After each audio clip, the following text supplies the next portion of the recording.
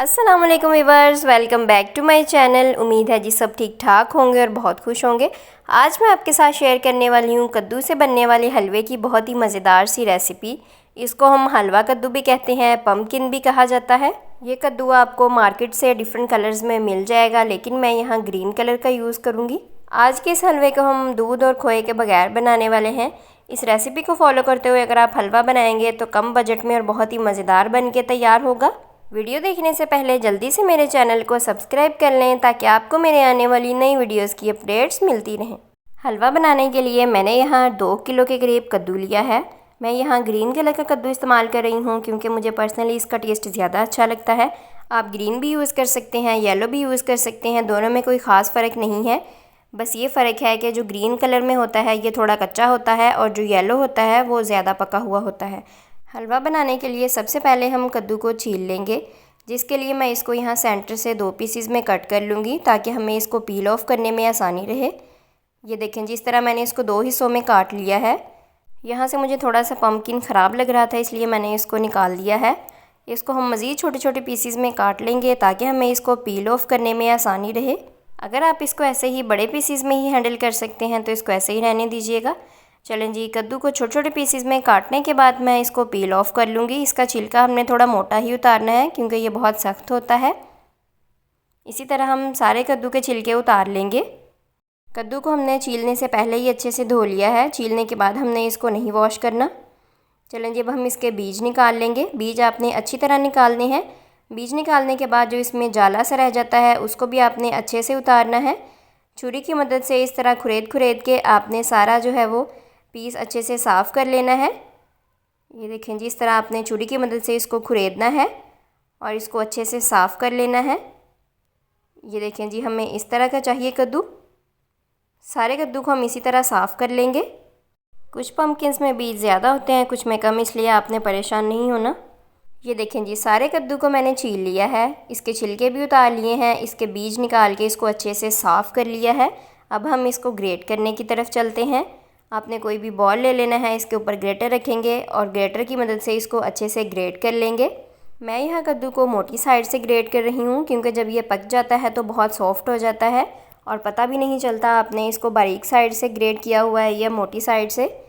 लेकिन आपके लिए इसको ग्रेट करने में आसानी रहती है अगर आप मोटी साइड यूज़ करते हैं तो।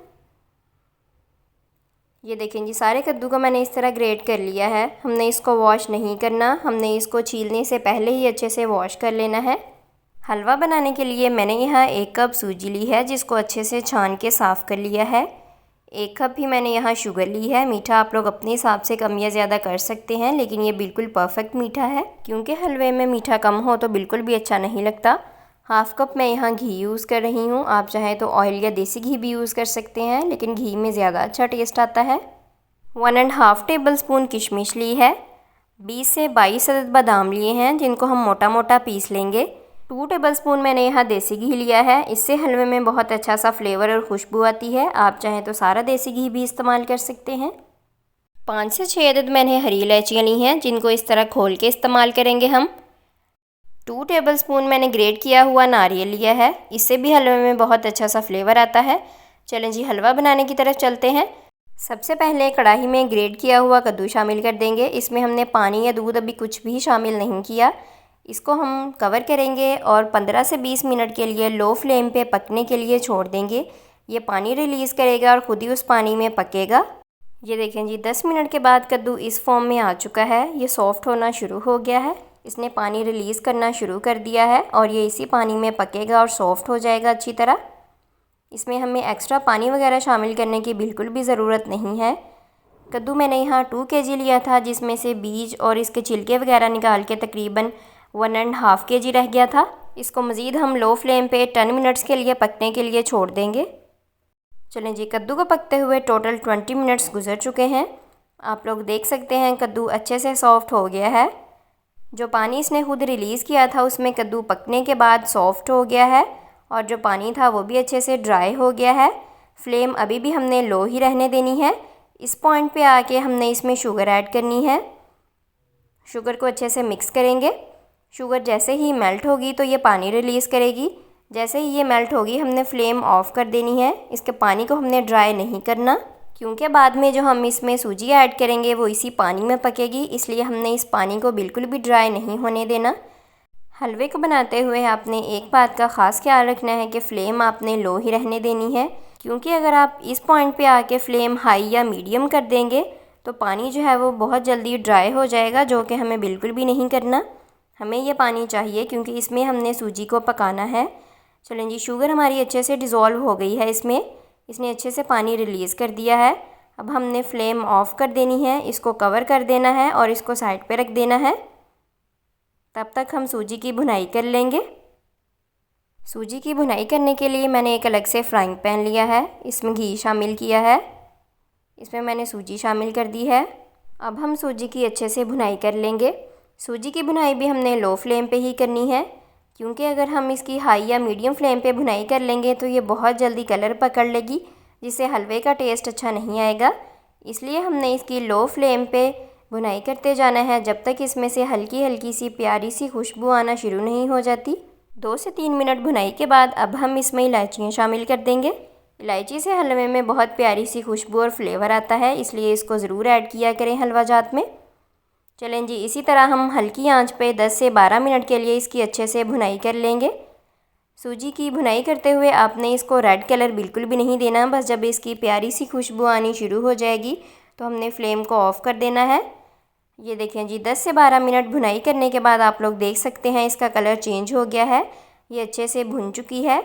अब हम इसको कद्दू में ऐड करेंगे, जिसको हमने पहले ही पका के रख लिया था। चलें जी, अब हम सारी सूजी को इसमें शामिल कर देंगे। फ्राइंग पैन को आपने अच्छे से साफ़ कर लेना है, क्योंकि हमने कोई भी चीज़ ज़ाया नहीं करनी। सूजी शामिल करने के बाद अब हम इसमें बादाम शामिल कर देंगे, जिनको मैंने मोटा मोटा पीस लिया है। नारियल भी शामिल कर देंगे, किशमिश शामिल कर देंगे। किशमिश को मैंने अच्छे से धो के साफ़ कर लिया था, ताकि इसके ऊपर जो डस्ट वगैरह लगी है वो उतर जाए। सूजी ऐड करने से पहले मैंने इसके नीचे लो फ्लेम ऑन कर दी थी। अगला सारा प्रोसेस भी हमने लो फ्लेम पे ही करना है। जो पानी था कद्दू में, सूजी वो अब्ज़ॉर्ब कर लेगी और अच्छे से पक जाएगी। इसी तरह हम इसको मुसलसल हिलाते रहेंगे और लो फ्लेम पे पकाते जाएंगे, ताकि मज़ेदार सा हलवा तैयार हो जाए। साइड्स आपने ज़रूर साथ साथ साफ़ करते जाना है, ताकि कोई भी चीज़ जले ना। हलवा बनाते हुए आपने एक बात का और ख्याल रखना है कि जब भी आप हलवा बनाएं, इसको आपने नॉन स्टिक बर्तन में नहीं बनाना। इस तरह के बर्तन में अगर आप बनाएंगे हलवा तो इससे ज़्यादा अच्छा टेस्ट आएगा, इसलिए आपने नॉन स्टिक बर्तन यूज़ नहीं करना। ये देखें जी, आप लोग देख सकते हैं सूजी अच्छे से पक गई है। जो मॉइस्चर था इसमें वो इसने सारा अब्ज़ॉर्ब कर लिया है। अब हम इसकी भुनाई करेंगे। जो पानी था वो भी अच्छे से अब्ज़ॉर्ब हो गया है। इस पॉइंट पे आके हमने इसमें देसी घी ऐड कर देना है, ताकि इसमें प्यारी सी खुशबू और फ्लेवर आए। फ्लेम अभी भी हमने लो ही रहने देनी है। भुनाई करते हुए आपने इसमें मुसलसल चम्मच चलाते जाना है और गहराई में चम्मच चलाना है, ताकि हलवा नीचे से चिपके ना, क्योंकि इसकी भुनाई के दौरान हलवा नीचे चिपकना शुरू हो जाता है अगर आप इसमें डीप चम्मच नहीं चलाते तो। आप लोग मेरी हैंड मूवमेंट नोट करें, जिस तरह मैं गहराई में इसमें मुसलसल चम्मच चलाती जा रही हूँ, इस तरह आपने भी करना है, ताकि हलवा नीचे पैंदे में चिपके ना और अच्छे से इसकी भुनाई हो सके। जितनी अच्छी तरह इसकी भुनाई होगी, हलवा उतना ही ज़्यादा अच्छा और मज़ेदार बनेगा। जैसे जैसे हम हलवे की भुनाई करते जाएंगे, इसका कलर डार्क होता चला जाएगा। पर्सनली मुझे इसका लाइट कलर ही पसंद है, इसलिए मैं इसकी बहुत ज़्यादा भुनाई नहीं करूँगी। तकरीबन 5 से 6 मिनट मैंने इसकी अच्छी तरह भुनाई कर ली है। आप लोग देख सकते हैं ये इस तरह की फॉर्म में आ चुका है। मज़ेदार सा हलवा बनके तैयार है। अगर आप इसे डार्क कलर देना चाहते हैं तो इसको मज़ीद भी भून सकते हैं। चलें, जब हम इसको डिश आउट कर लेंगे, ताकि गरम गरम हलवा इंजॉय करें। हलवे को हम किसी भी सर्विंग बॉल में सर्व कर लेंगे, ताकि उसी में हम इसकी गार्निशिंग कर सकें। थोड़े से बादामों के साथ मैं इसकी गार्निशिंग कर दूंगी। आप कोई भी अपनी पसंद के ड्राई फ्रूट्स ऐड कर सकते हैं इसमें। ये देखें जी, हमारा मज़ेदार सा हलवा बनके बिल्कुल तैयार है। आप इसको किसी भी मौके पे बना सकते हैं। ये बहुत कम वक्त में और बहुत कम बजट में बनके तैयार हो जाता है। इस हलवे को बनाने में मैंने वो सारी चीज़ें इस्तेमाल की हैं जो हर वक्त हमारे घर में अवेलेबल होती हैं। आपको स्पेशली मार्केट से कुछ भी लाने की ज़रूरत नहीं पड़ेगी। चलें जी, वीडियो आपने पूरी देख ली है। अब जल्दी से मेरी इस रेसिपी को ट्राई कीजिएगा और कमेंट्स बॉक्स में मुझे अपना फ़ीडबैक देना मत भूलिएगा। और जो बातें मैंने आपके साथ शेयर की हैं उनको ज़रूर ध्यान में रखिएगा हलवा बनाते हुए, ताकि आपका हलवा बिल्कुल परफेक्ट बने। एक दफ़ा आप इसको ज़रूर ट्राई कीजिएगा। इंशाल्लाह आपको आपके घर वालों को ये रेसिपी बहुत पसंद आएगी। और अगर आप मेरे चैनल पर नए हैं तो जल्दी से मेरे चैनल को सब्सक्राइब कर लें और बेल आइकन को प्रेस करना मत भूलें, ताकि आपको मेरे आने वाली नई वीडियोस की अपडेट्स मिलती रहें। वीडियो अच्छी लगी हो तो लाइक कमेंट शेयर करना मत भूलें। मुझे इंस्टाग्राम पे भी आप फॉलो कर सकते हैं, ताकि आप अपना फ़ीडबैक वहाँ शेयर कर सकें। आप इसको बना के ज़रूर ट्राई कीजिएगा और कमेंट्स बॉक्स में मुझे बताइएगा आपको मेरी रेसिपीज़ कैसी लगती हैं। मिलते हैं जी अगली मज़ेदार सी रेसिपी के साथ। तब तक के लिए अपना बहुत सारा ख्याल रखिएगा। मुझे भी अपनी दुआओं में ज़रूर याद रखिएगा। तब तक के लिए जी अल्लाह हाफिज़।